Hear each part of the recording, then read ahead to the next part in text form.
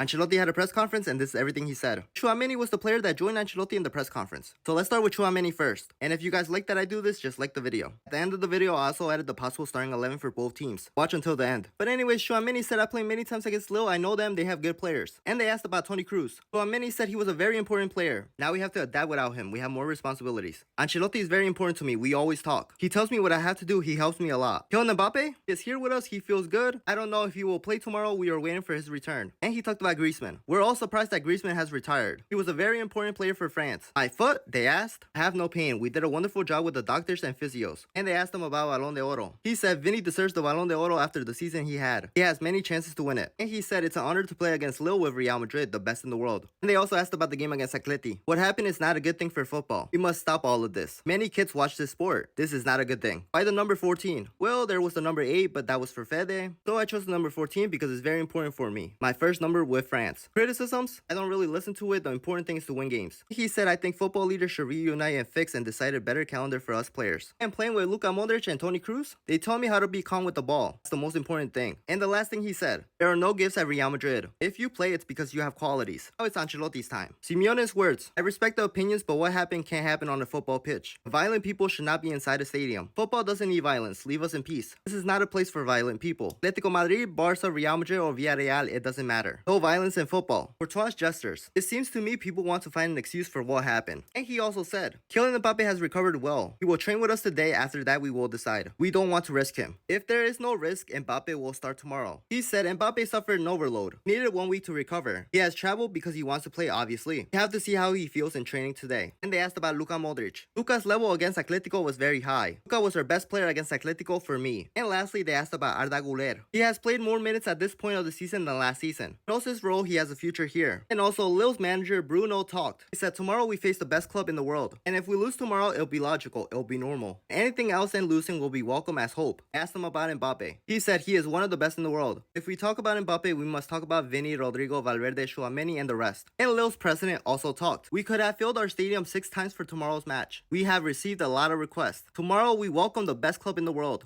And talking about tomorrow's game, this is the expected 11 for both teams. For us, it's Lulin, Lucas Vazquez, Rudiger, Militao, Mendy, Valverde, Tchouameni, Camavinga, Arda Güler, Rodrigo, and Vini. And with that being said, let me know what you guys think.